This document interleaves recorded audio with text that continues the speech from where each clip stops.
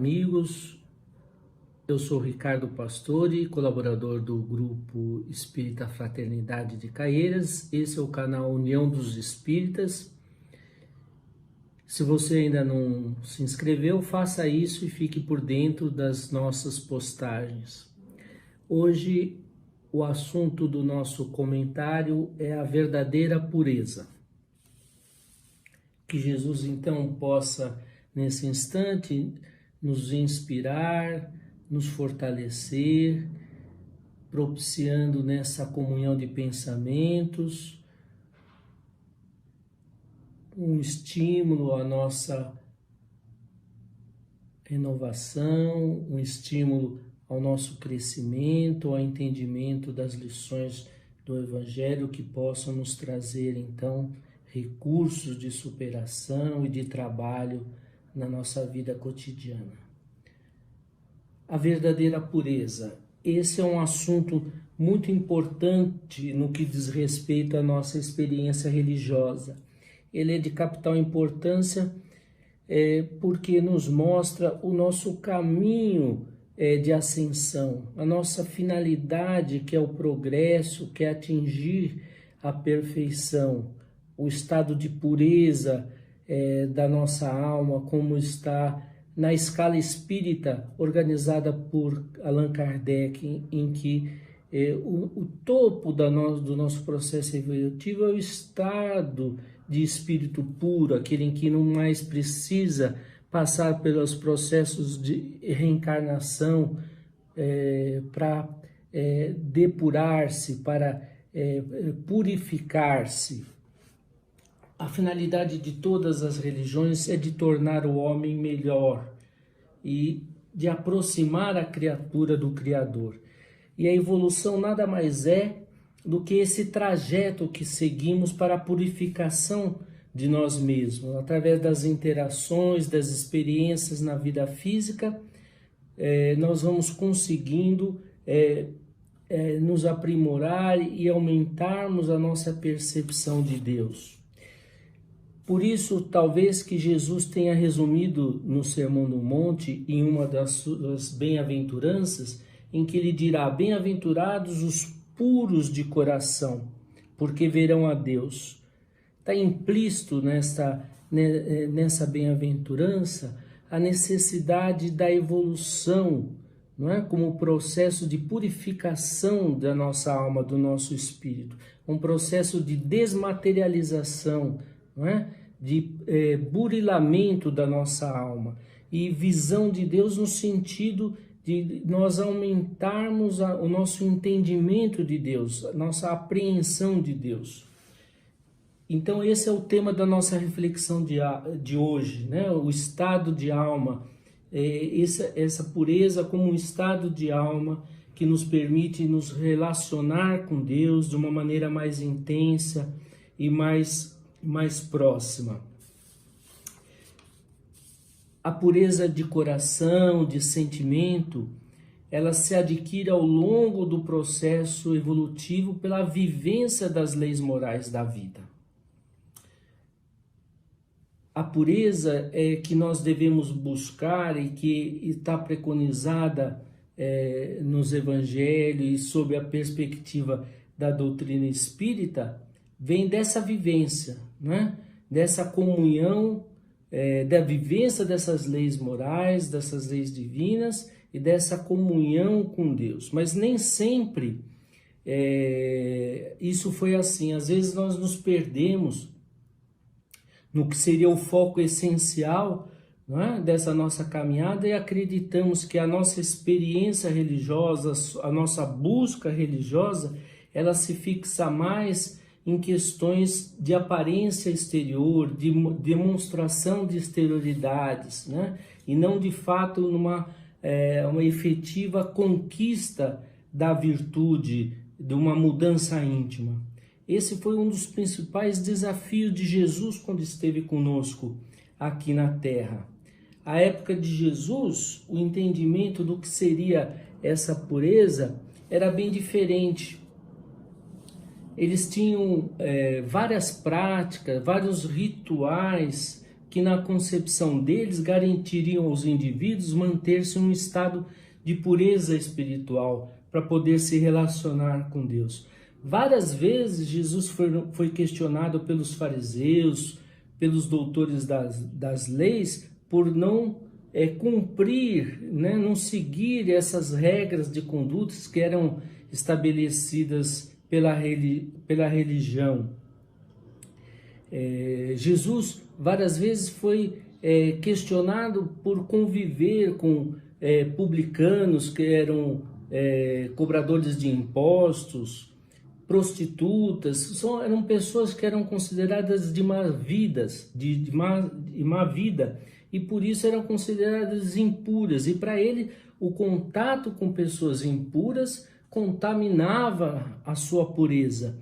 Então ele se mantinha afastado de quem não era, não fazia parte do judaísmo, as pessoas que então tinham essas condutas equivocadas, eles se afastavam para não se contaminar, porque para manter o estado de pureza espiritual, eles não podiam ter esse contato com as pessoas de más vidas.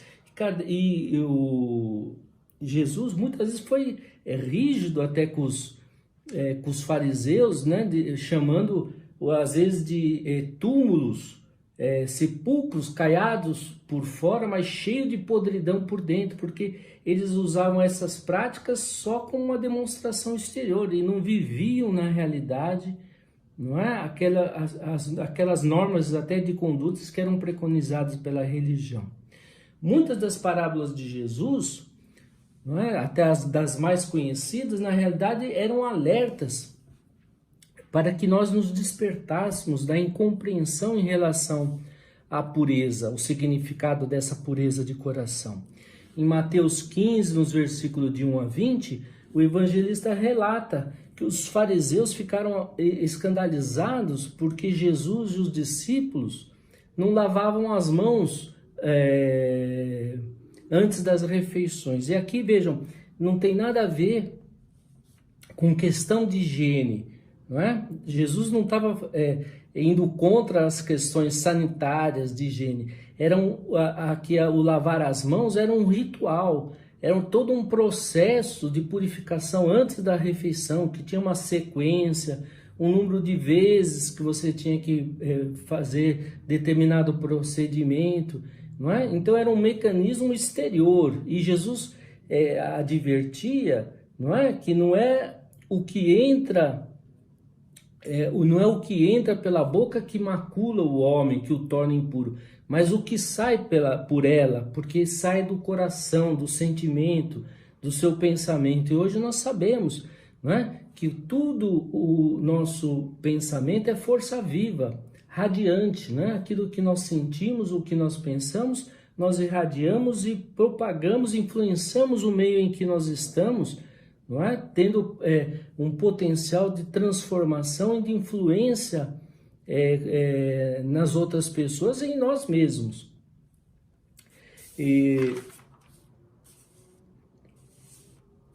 Então, o que vale é o nosso sentimento, não é? O que nós realmente conquistamos internamente é que nos caracteriza como puros ou impuros nesse entendimento. Muitas parábolas de Jesus, portanto,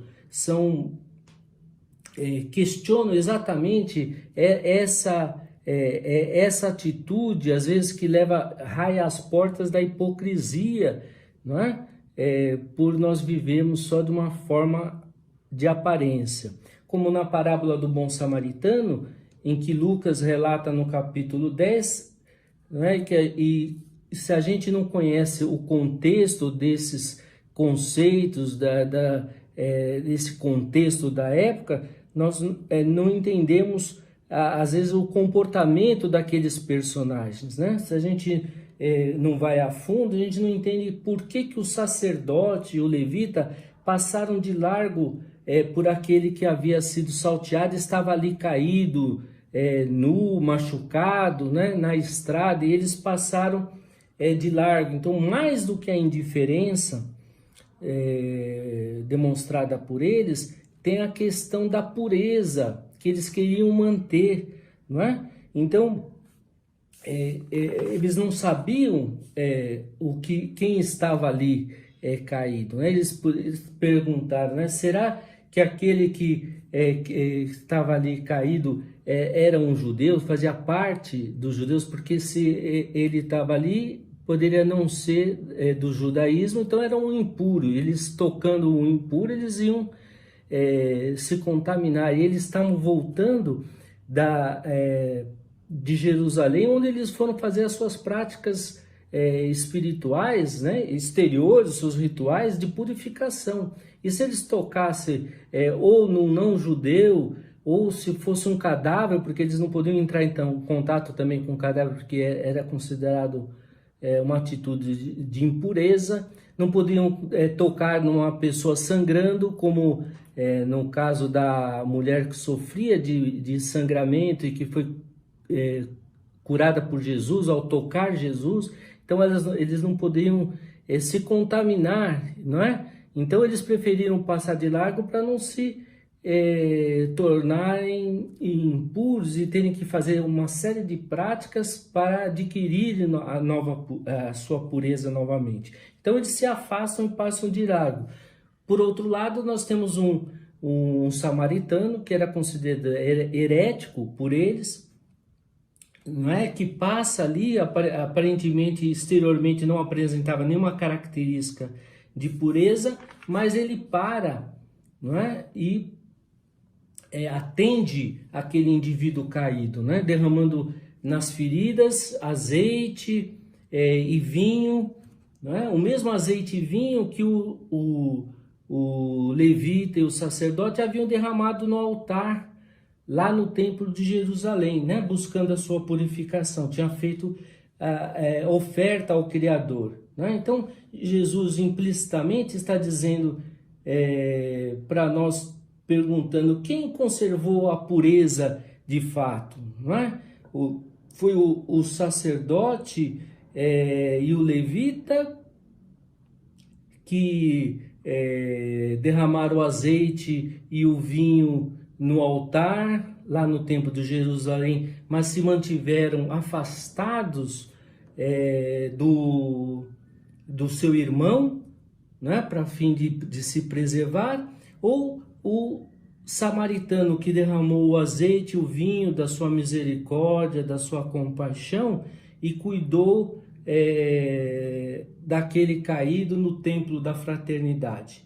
Então, a questão da pureza passa a ser vista de uma forma diferente com Jesus. E nós precisamos aprimorar essa concepção, né, esse entendimento do que seja a pureza dentro da nossa experiência religiosa. Jesus veio inverter essa lógica, né? Antes a impureza tirava a pureza. Por isso que o suposto puro, né, se afastava da impureza para se preservar, para não se contaminar. Jesus, sendo o modelo de espírito mais puro que já pisou na terra, vem nos mostrar que nós devemos nos aproximar da impureza para transformar o indivíduo, né? Para renovar. Não devemos nos afastar do contato com aqueles que se encontram na sombra do equívoco, não é? Para ajudar a modificar o vício, convidando a pessoa e nos convidando à renovação e ao crescimento. Então Jesus renova por completo esse sentido do que seja a pureza e do que seja a purificação. Então Jesus não fugiu do contato com aqueles que erravam, não é? Jesus nos mostra que nós devemos ir ao encontro daqueles que erram para ajudar. Então o entendimento de como nós devemos purificar o nosso coração de fato pelo exercício do bem, né? Pode ser que a gente ainda não adquiriu a capacidade plena de amar, mas nós já temos todas as condições de servir. Então, a pureza é uma vivência, uma conquista interior, não tem a ver com aparências externas. Agradeço muito a atenção de todos, que Jesus possa nos fortalecer e nos amparar sempre.